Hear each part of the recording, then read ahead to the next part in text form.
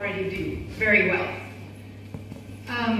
And it's not just about networking, creating networks within our Margi community, but how can we really build relationships with other organizations, with other people who really are good, who really want to see the world improve. Because there's many, many good people out there. And when we connect with them, we bring something. We bring an extra clarity that is needed. But they also have things that can amplify, that can increase our message and our impact in the world. Because we are small. And the work that Baba is expecting of us is huge. To truly create a civilizational change, to really bring about a whole change of consciousness, this takes so many people. And we need all the good people that we can find. So Baba's spirit is to unite the moralists. With the progress of science, the globe has become smaller to the human eye. No place on the earth is now inaccessible. And this is why it is the most opportune moment for building a universal human society. Set yourselves to the task without any further delay. Remember, a human society based on ideology must be built with the help of all the moralists and progressive people of the universe. This is the only way for the survival of human civilization.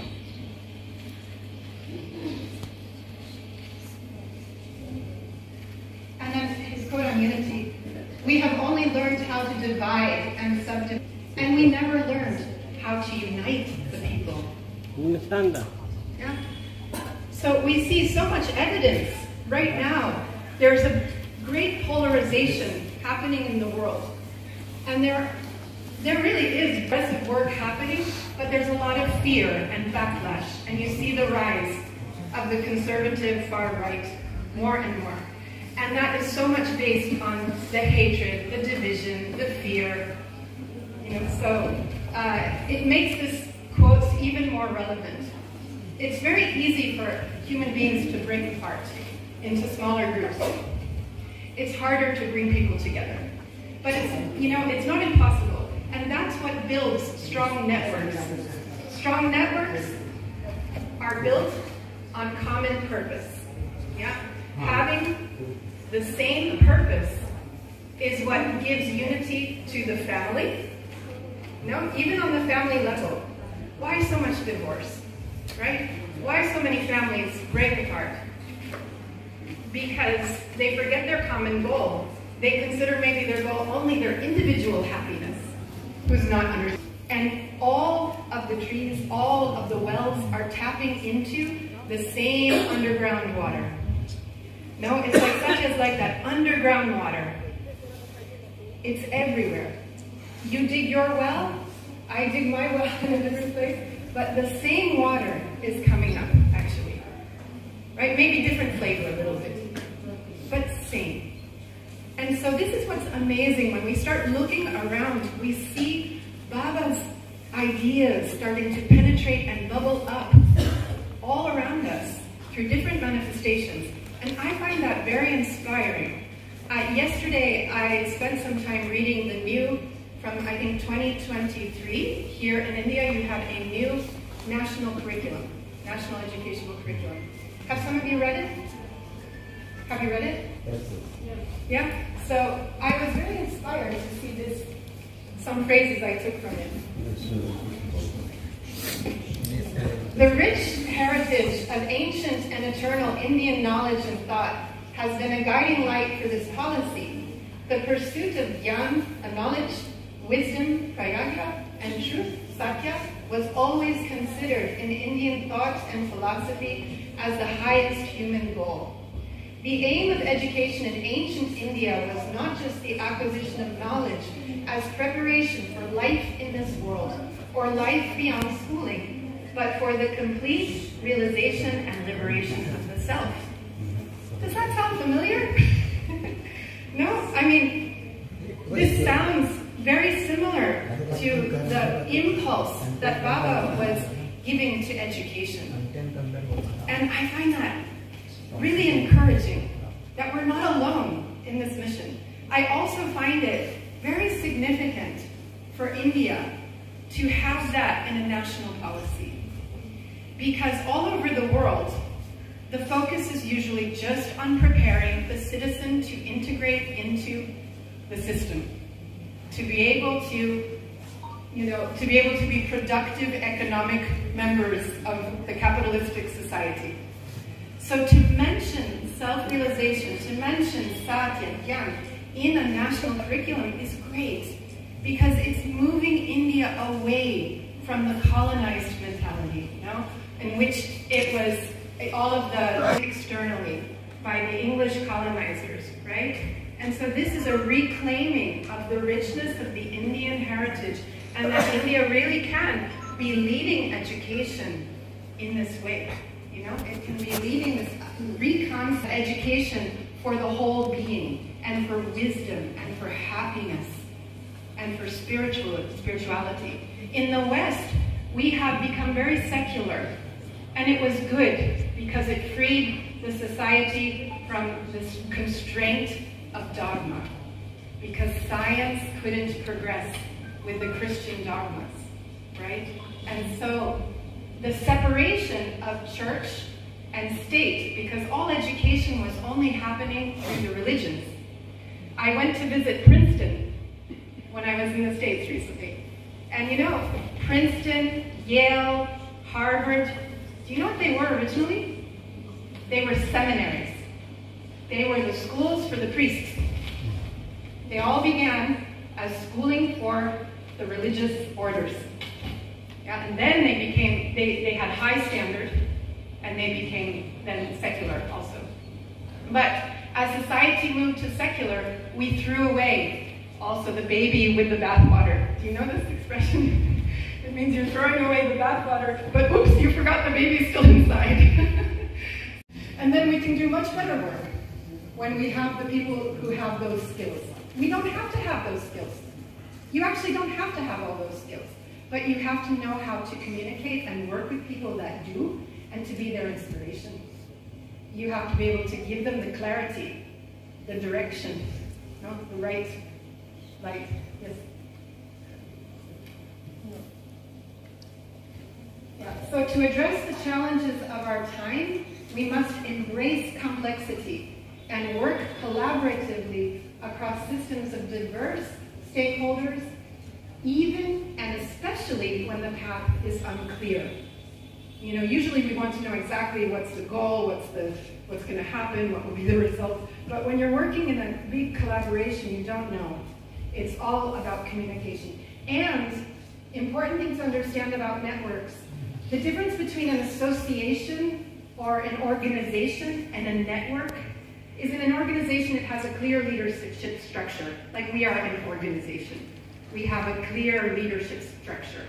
When you work in a network, you are bringing together organizations, usually. Sometimes individuals, but can be also individuals. But it's more like a cooperative. So you have a lot of people that are equals. The leadership has to be shared. It's not imposed. People are in networks. Often networks are not even formalized. Some of them are. Impact networks means it's an intentional network, that you come together because you have a mission that you share. Like you're going to improve early childhood, in India. And so you can make a network, a coalition of different actors, different organizations. Even if you are the organization that sets up the coalition, you step back and you give equal space to everyone. It's not an opportunity just to impose one way of thinking. It's really to bring us thinking and work collaboratively. Cooperative and coordinated cooperation. This is a skill that is needed for making networks work. So we have to figure that out. Coordinated cooperation, not subordinated, right? In an organization, it has to be subordinated, for the efficient working of the organization. But when you're in networks, you're working coordinated between many different people and with respect for you might not agree with them. You don't have to agree with everything that they do, but you have to have some common mission. Like I said, common mission, common goal is what creates unity, because we don't have to like each other. We don't have to be good friends, necessarily, to work well together. Yeah, it's nice, it's better when we get along, when we're friendly, when we have friendship and like this, but we don't have to 100%, you know, have everything in common in order to just simply focus, okay, you know, like when we come into an organization, or when you're assigned to a posting, you didn't choose these people, you know, you inherit it. Some you like, some you don't, right? But you have to work together. And the working together, having that common goal, it makes us work together, even with the people that are, you know, pleasant, unpleasant. And we grow through that process, because we have to also sacrifice a little bit and bend a little bit. This creates resilient network. I don't think it's correct, but it was funny. It was like, don't prachar them. You know, pracharing the person. So it's not starting out with your idea first. His recommendation is listen. Understand the problem of the person where they're coming from. Start there. No, really, you know, we say listening, yes, I hear you because my ear is functioning. Of course I listen to you. But many times when we listen, we're simply preparing to speak. And we're not really taking in what the other person says. So in communication, we talk about active listening. Have you heard about this? Active listening. It means you don't just hear physically, but you kind of reflect back to the person what you understood. So if the person is saying, you know, how, you know, today I went there and I had so many things to do and it was really tiring. And so if you just listen like this, it's good. If you go, But then if you say something like, oh, you must be really tired. I can understand you had a hard day. You're reflecting back to them. You're showing them what you understand. This builds the empathy. That's how people feel your empathy. When your body can show them the empathy by your eyes, by your expression, by how you look at them.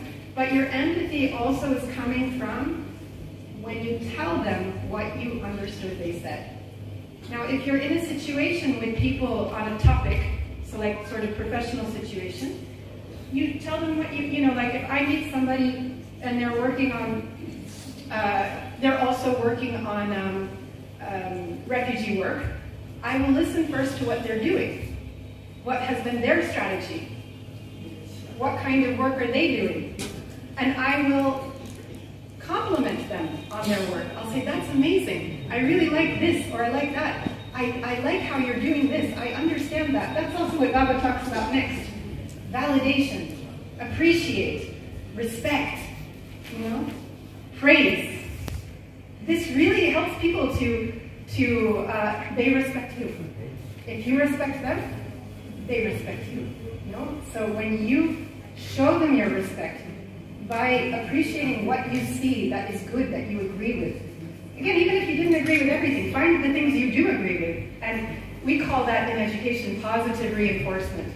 Child might be doing many things you don't like, but you don't emphasize the things he shouldn't do, because he will do more. As you think, so you become, right? So you find what he's doing right, and you praise it, and you put attention on it.